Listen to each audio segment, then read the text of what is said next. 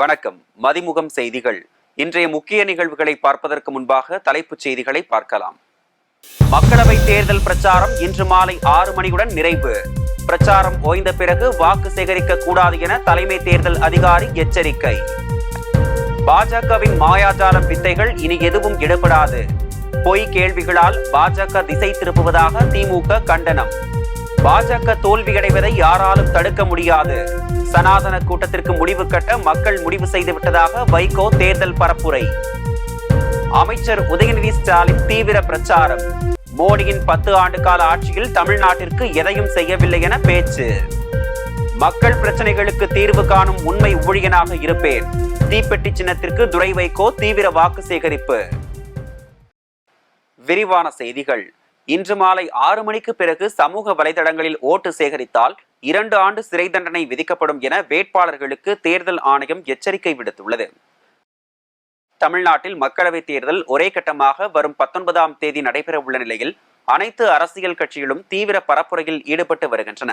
இந்த நிலையில் செய்தியாளர்களை சந்தித்த தலைமை தேர்தல் அதிகாரி சத்யபிரதா சாஹூ தமிழ்நாடு முழுவதும் இன்று மாலை 6 மணியுடன் தேர்தல் பிரச்சாரம் நிறைவு பெறுவதாக தெரிவித்தார். தமிழ்நாடு முழுவதும் இதுவரை 92.80% அடையாள சீட்டுகள் வழங்கப்பட்டுள்ளதாக குறிப்பிட்ட அவர், மீதமுள்ள சீட்டுகள் இன்னும் ஓரிரு நாட்களில் கொடுக்கப்படும் என தெரிவித்தார். பிரச்சாரம் ஓய்ந்த பிறகு யாரும் எந்த வகையிலும் வாக்கு சேகரிக்க கூடாது என்றும், வாக்காளர்கள் ஏதேனும் புகார் தெரிவிக்க விரும்பினால் 1950 என்ற எண்ணை தொடர்பு கொள்ளலாம் எனவும் தெரிவித்துள்ளார். மக்களவைத் தேர்தலுக்கான 1,59,100 மின்னணு வாக்குப்பதிவு இயந்திரங்களும் 82,014 கட்டுப்பாட்டு கருவிகளும் தயார் நிலையில் உள்ளதாகவும் அவர் தெரிவித்தார். விக்கிரவாண்டி தொகுதியில் இடைத்தேர்தல் நடத்துவதற்கான அனைத்து ஏற்பாடுகளும் தயார் நிலையில் உள்ளதாகவும் அவர் தெரிவித்தார். இந்த நிலையில் தேர்தல் பிரச்சாரம் ஓய்ந்த பிறகு சமூக வலைதளங்களில் ஓட்டு சேகரித்தால் 2 ஆண்டு சிறை தண்டனை விதிக்கப்படும் என தேர்தல் ஆணையம் எச்சரித்துள்ளது. வாட்ஸ்அப், ஃபேஸ்புக், ட்விட்டர், இன்ஸ்டாகிராம் உள்ளிட்ட சமூக வலைதளங்களில் இன்று மாலை 6 மணி வரை மட்டுமே ஓட்டு சேகரிக்க அனுமதிக்கப்பட்ட நிலையில் அதற்கு மேல் பிரச்சாரத்தை பகிர்ந்தாலும் ஓட்டு சேகரித்தாலும் சிறை தண்டனை விதிக்கப்படும் என தெரிவிக்கப்பட்டுள்ளது. பாஜகவின் மாயாஜாலம் வித்தைகள் இனி எதுவும் எடுபடாது என முதலமைச்சர் மு.க.ஸ்டாலின் தெரிவித்துள்ளார். திமுகவின் 2021 சட்டப்பேரவை தேர்தல் அறிக்கையில் கூறப்பட்ட வாக்குறுதிகளை நிறைவேற்றவில்லை என பாஜக பத்திரிகை விளம்பரங்களின் மூலம் 100 கேள்விகளை எழுப்பியது. இது தொடர்பாக திமுக வெளியிட்டுள்ள அறிக்கையில், வாக்குறுதிகளை கொடுத்துவிட்டு தேர்தலில் நின்று வெற்றி பெற்ற பிறகு அதனை நிறைவேற்றுவதை சொல்லிக் கொடுத்த கட்சி திமுக என குறிப்பிட்டுள்ளது. சென்னை, தூத்துக்குடி பகுதிகளில் பெய்த புயல் மழை வெள்ளத்தால் உயிர் உடைமைகளை இழந்து நின்ற மக்களுக்காக 1 பைசாவை கூட நிவாரணமாக வழங்காத ஒன்றிய அரசு குஜராத்தில் மழை என்றதும் 1000 கோடி உடனே கொடுத்துள்ளதாக தெரிவித்துள்ளது. 100க்கு 100 பொய்யான கேள்விகளை தொடுத்து பொதுமக்களை திசை திருப்பும் பாஜகவின் மாயாஜாலம் வித்தைகள் இனி எதுவும் எடுபடாது என அறிக்கையில் தெரிவிக்கப்பட்டுள்ளது.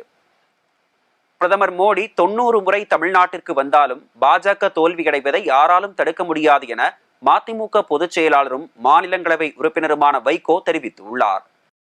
திருப்பூர் நாடாளுமன்ற தொகுதியில் இந்தியா கூட்டணி சார்பில் போட்டியிடும் இந்திய கம்யூனிஸ்ட் கட்சியைச் சேர்ந்த சுப்பராயனை ஆதரித்து மதிமுக பொதுச் செயலாளர் வைகோ திருப்பூர் காந்தி நகரில் பிரச்சாரத்தில் ஈடுபட்டார். அப்போது பேசிய வைகோ, இந்துத்துவா மற்றும் சனாதன கூட்டத்திற்கு முடிவு கட்ட மக்கள் முடிவு செய்து விட்டதாக தெரிவித்தார். பிரதமர் மோடி 90 முறை வந்தாலும் பாஜக தோல்வியடைவதை யாராலும் தடுக்க முடியாது என குறிப்பிட்ட வைகோ, தமிழக மக்கள் புண்படும் வகையில் பிரதமர் மோடி பேசி வருவதாக கண்டனம் தெரிவித்தார். தமிழ் மொழியை ஆட்சி மொழியாக அறிவிக்க பிரதமர் மோடிக்கு தைரியம் உள்ளதா என கேள்வி எழுப்பிய வைகோ, தமிழர்களை ஏமாற்ற முடியாது என தெரிவித்தார். இந்தி திணிப்பை கொண்டு வந்தே தீர்வேன் என்று முதல் மந்திரி பக்தவச்சலம் சொன்ன காரணத்துக்காக அன்னிரவே வீட்டுக்கு போய் அவருக்கு முன்பே 10 லிட்டர் மண்ணெண்ணெய் வாங்கி கருகிய போதும் அவருடைய உடம்பில் உள்ள எலும்புகள் எல்லாம் படீர் படீர் என்று வெடித்த போதும் தமிழ் தமிழ் என்று உறக்க குரல் கொடுத்து மாண்டாரே, அவருடைய பூமிதான் தமிழ்நாடு என்பதை நரேந்திர மோடி மறந்துவிட வேண்டாம். சின்னசாமி, ஸ்ரீவிலைக்கும், அரங்கநாதன், ஆசிரியர் வீரப்பன், சத்தியமங்கல முத்து, கீரமூர் முத்து, வீரவேடு தண்டபாணி இவர்கள் எல்லோரும் இந்திய எதிர்ப்பதற்காக உயிர் கொடுத்தார்கள். திருப்பூரிலே ஒரு திருப்பம், மக்கள் தாக்கப்பட்டார்கள்.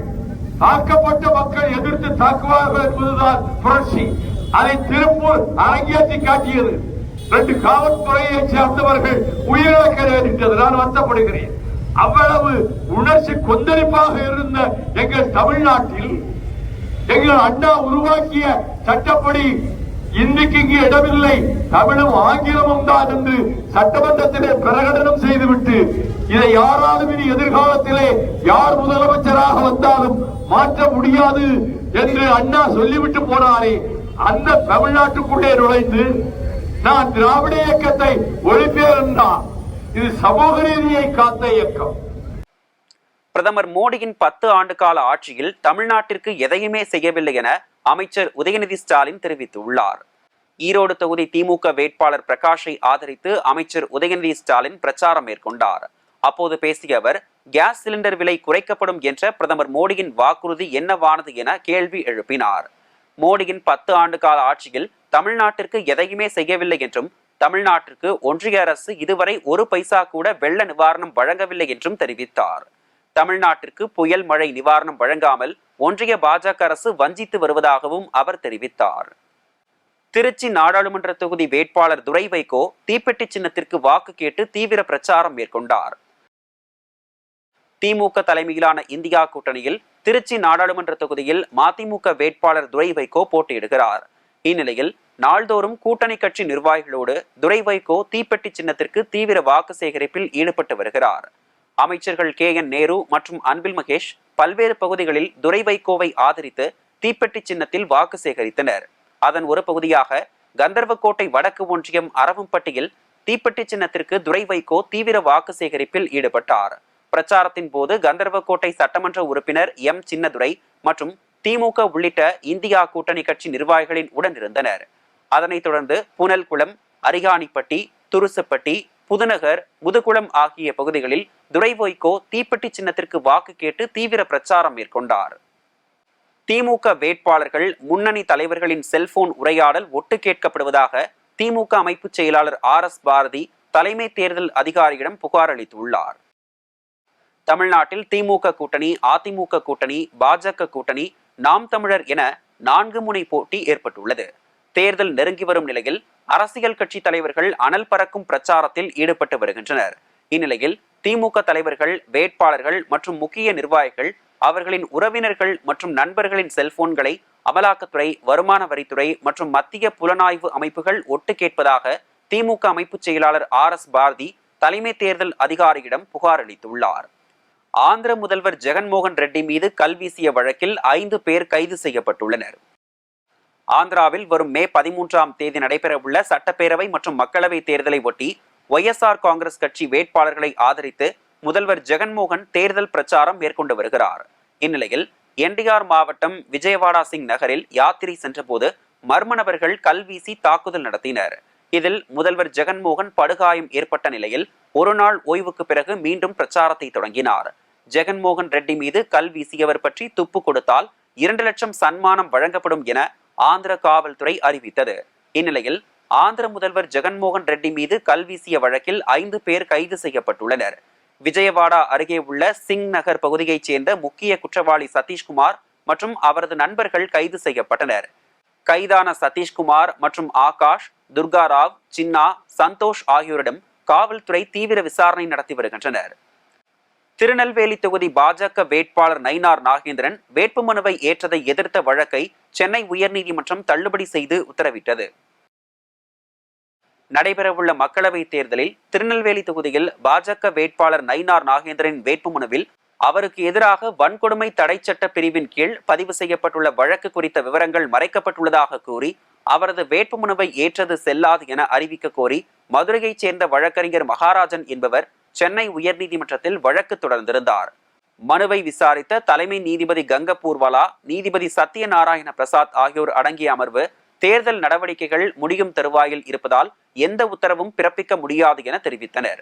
வாக்குப்பதிவை தவிர மற்ற தேர்தல் நடைமுறைகள் முடிந்த நிலையில் தாமதமாக தாக்கல் செய்யப்பட்டுள்ள இந்த வழக்கை ஏற்றுக்கொள்ள முடியாது என்று கூறி வழக்கை தள்ளுபடி செய்து உத்தரவிட்டனர்.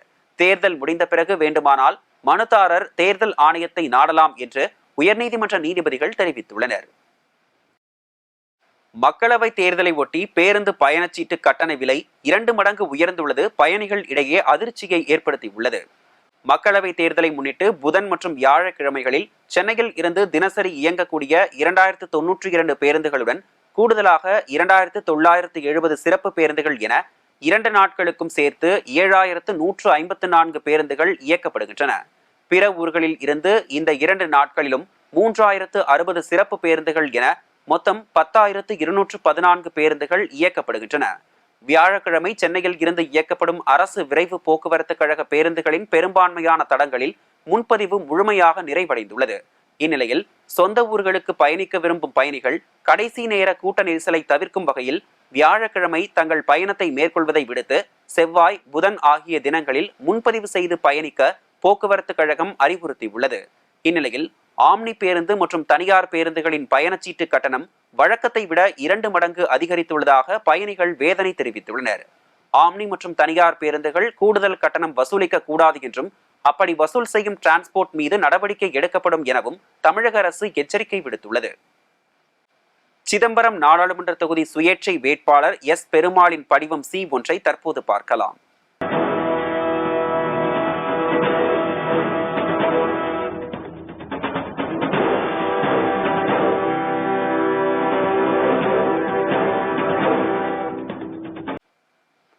சிதம்பரம் நாடாளுமன்ற தொகுதி பாஜக வேட்பாளர் கார்த்திகாயனியின் படிவம் C1 தற்போது பார்க்கலாம்.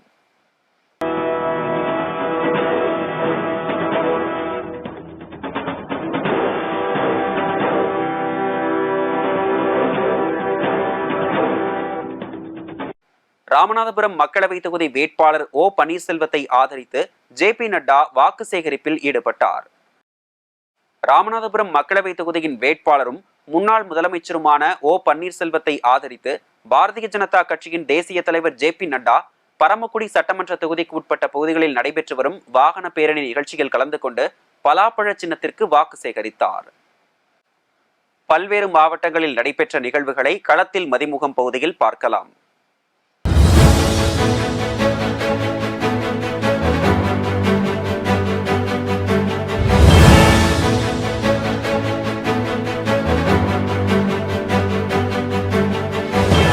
சொத்து பிரச்சனை காரணமாக திருப்பூர் மாவட்டம் தாராபுரம் சார்பு நீதிமன்ற வளாகத்தில் பெண் தீக்குளித்து தற்கொலை செய்து கொண்ட சம்பவம் பெரும் பரபரப்பை ஏற்படுத்தியுள்ளது. தெக்கலூரை சேர்ந்த கோவிந்தம்மாள் என்பவர் பாக பிரிவினை தொடர்பான வழக்கு தள்ளுபடி செய்யப்பட்ட நிலையில் விரக்தியில் தற்கொலை செய்து கொண்டார். இந்தியா கூட்டணி சார்பில் கரூர் நாடாளுமன்ற தொகுதி காங்கிரஸ் வேட்பாளர் ஜோதிமணியை ஆதரித்து சட்டமன்ற உறுப்பினர் இளங்கோ தீவிர தேர்தல் பிரச்சாரத்தில் ஈடுபட்டார். அத்திப்பாளையம், குப்பம் உள்ளிட்ட பல்வேறு பகுதிகளில் தீவிர பிரச்சாரத்தில் ஈடுபட்ட போது கூடியிருந்த பொதுமக்கள் மலர் தூவி ஆரத்தி எடுத்து வரவேற்றனர். கப்பலூர் சுங்கச்சாவடியை அகற்றக்கோரி மதுரை திருமங்கலத்தில் முழு அடைப்பு போராட்டத்தில் ஈடுபட்டனர். கப்பலூர் சுங்கச்சாவடியில் உள்ளூர் வாகன ஓட்டிகளிடம் கட்டணம் கேட்டு தகராறு செய்வதாக புகார் எழுந்துள்ளது. இதையடுத்து கப்பலூர் தொழில்பேட்டையில் உள்ள 450க்கும் மேற்பட்ட நிறுவனங்கள் கடைகள் தோறும் கருப்பு கொடி கட்டி தங்களது எதிர்ப்பை தெரிவித்தனர். திருவண்ணாமலை மதிமுக அலுவலகத்தை தேர்தல் பறக்கும் படையினர் சோதனை மேற்கொண்டனர். மாவட்ட மதிமுக அலுவலகத்தில் வாக்காளர்களுக்கு விநியோகம் செய்ய பணம் பதுக்கி வைக்கப்பட்டுள்ளதாக இணையதள வாயிலாக புகார் வந்ததை அடுத்து சத்யநாராயணன் தலைமையில் பறக்கும் படையினர் சோதனை நடத்தினர். சோதனையின் முடிவில் பணம் ஏதும் கிடைக்காமல் பறக்கும் படையினர் திரும்பி சென்றனர். தேர்தல் பணியில் ஈடுபட உள்ள காவல்துறையினர் மற்றும் அரசு ஊழியர்கள் தபால் வாக்கு அளிக்காத நிலையில் வேலூர் நேதாஜி விளையாட்டரங்கில் தபால் வாக்கு செலுத்தினர். 100% வாக்களிப்பை வலியுறுத்தி பொதுமக்களிடையே விழிப்புணர்வு ஏற்படுத்தும் நோக்கில் திருவண்ணாமலை மாவட்ட ஆட்சியர் அலுவலகம் வளாகத்தில் பாராசூட் மூலம் விழிப்புணர்வு ஏற்படுத்தினர். திருப்பத்தூர் மாவட்டம் ஆலங்காயம் ஒன்றியம் வள்ளிப்பட்டு திம்மனூர் பகுதியில் வாக்காளர்களுக்கு வழங்க வைத்திருந்த 45,000 ரூபாய் பணம் மற்றும் பூத் ஸ்லிப்பை பறக்கும் படை அதிகாரிகள் பறிமுதல் செய்தனர். மேலும் எந்த கட்சியினர் பணம் பட்டுவாடாவில் ஈடுபட்டு வந்தனர் என்பது குறித்து அதிகாரிகள் விசாரணை மேற்கொண்டு வருகின்றனர். திருப்பத்தூர் மாவட்டம் ஆம்பூர், மாதனூர் மேற்கு ஒன்றியம் கிராமங்களில் அதிமுக வேலூர் வேட்பாளர் பசுபதி இரட்டை இலை சின்னத்தில் வாக்கு சேகரித்தார். கொடைக்கானல் தூண்பாறை பகுதியில் சுற்றுலா பயணிகளை கவரும் வகையில் செல்ஃபி பாயிண்ட் அமைக்கப்பட்டுள்ளது. சுற்றுலா பயணிகளை வரவேற்கும் வகையிலும் காடுகள் குறித்து விழிப்புணர்வு ஏற்படுத்தும் வகையிலும் தூண்பாறை பகுதியில் ஐ லவ் ஃபாரஸ்ட் கொடைக்கானல் என்ற வாக்கியத்துடன் கூடிய செல்ஃபி பாயிண்ட் அமைக்கப்பட்டுள்ளது. செல்ஃபி பாயிண்டின் பின்புறத்தில் உள்ள 2 தூண் பாறைகளின் ரம்மியமான காட்சி அளிக்கும் வகையில் இந்த செல்ஃபி பாயிண்ட் அமைக்கப்பட்டிருப்பதால் சுற்றுலா பயணிகள் ஆர்வமாக புகைப்படம் மற்றும் செல்ஃபி எடுத்து வருகின்றனர். திருப்பூர் அருகே வீட்டிற்கு அருகில் மது அருந்தியவர்களை தட்டி கேட்டதற்காக ஒரே குடும்பத்தை சேர்ந்த 4 பேரை வெட்டி படுகொலை செய்யப்பட்ட வழக்கில் 4 பேருக்கு 4 ஆண்டு ஆயுள் தண்டனையும் ஒருவருக்கு 6 ஆண்டுகள் சிறை தண்டனையும் வழங்கி தீர்ப்பளிக்கப்பட்டுள்ளது. கடந்த 3/9/2023 பல்லடத்தை அடுத்த கள்ளக்கிணறு நடந்த ஒரே குடும்பத்தை சேர்ந்த 4 பேர் கொடூரமாக கொலை செய்யப்பட்டதையொட்டி காவல்துறையினர் வழக்கு பதிவு செய்து முதன்மை மாவட்ட நீதிமன்றத்தில் இன்று தீர்ப்பு வழங்கப்பட்டது. மாவட்ட முதன்மை நீதிபதி அவர்கள் சொர்ணம் நடராஜன் அவர்கள் 2, 3, 4 எதிரிகளுக்கு அதேபோல லைஃபும் 1000 ரூபாய் அபராதம் விதித்தும் 5ஆம் எதிரி 2 வருடம் 2 கவுண்டிற்காக 4 வருடங்களும் 1000 ரூபாய் அபராதம் விதித்து தீர்ப்பு கூறியுள்ளார். அதை இந்த தண்டனைகளை ஏவ காலத்தில் அனுபவிக்க வேண்டும் என்று தீர்ப்புள்ளார். மேலும் தமிழ்நாடு அரசாங்கம் பாதிக்கப்பட்ட குடும்பத்திற்கு இழப்பீடு வழங்க வேண்டும் என்று உத்தரவிடப்பட்டுள்ளது. எக்ஸ் தளத்தில் புதிதாக இணையும் பயனர்கள் தங்களின் கருத்துக்களை பதிவிட இனி கட்டணம் வசூலிக்கப்பட உள்ளதாக எலான் மஸ்க் அறிவித்துள்ளார். எக்ஸ் தளத்தில் புதிதாக இணையும் பயனர்கள் தங்களின் கருத்துக்களை பதிவிட மற்றவர்களின் பதிவுகளுக்கு பதிலளிக்க லைக் செய்ய கட்டணம் வசூலிக்க உள்ளதாக எலான் மஸ்க் தெரிவித்துள்ளார். போலி கணக்குகளை கட்டுப்படுத்தவே இந்த நடவடிக்கை என மஸ்க் கருத்து தெரிவித்துள்ளார். நியூசிலாந்து, பிலிப்பைன்ஸில் தற்போது நடைமுறையில் உள்ள இந்த கட்டண வசூல் விரைவில் உலகம் முழுவதும் நடைமுறைக்கு வர உள்ளது. மீண்டும் தலைப்புச் செய்திகள். மக்களவை தேர்தல் பிரச்சாரம் இன்று மாலை 6 மணியுடன் நிறைவு. பிரச்சாரம் ஓய்ந்த பிறகு வாக்கு சேகரிக்க கூடாது என தலைமை தேர்தல் அதிகாரி எச்சரிக்கை. பாஜகவின் மாயாஜாலம் வித்தைகள் இனி எதுவும் எடுபடாது. பொய் கேள்விகளால் பாஜக திசை திருப்புவதாக திமுக கண்டனம். பாஜக தோல்வியடைவதை யாராலும் தடுக்க முடியாது. சனாதன கூட்டத்திற்கு முடிவு கட்ட மக்கள் முடிவு செய்துவிட்டதாக வைகோ தேர்தல் பரப்புரை. அமைச்சர் உதயநிதி ஸ்டாலின் தீவிர பிரச்சாரம். மோடியின் 10 ஆண்டு கால ஆட்சியில் தமிழ்நாட்டிற்கு எதையும் செய்யவில்லை என பேச்சு. மக்கள் பிரச்சனைகளுக்கு தீர்வு காணும் உண்மை ஊழியனாக இருப்பேன். தீப்பெட்டி சின்னத்திற்கு துரை வைகோ தீவிர வாக்கு சேகரிப்பு. இத்துடன் செய்திகள் நிறைவடைந்தன. மீண்டும் செய்திகள் பிற்பகல் 1:30 மணிக்கு. மேலும் செய்திகளை தெரிந்து கொள்ள மதிமுகம் பிரைம் யூடியூப் தளத்தில் இணைந்திருங்கள்.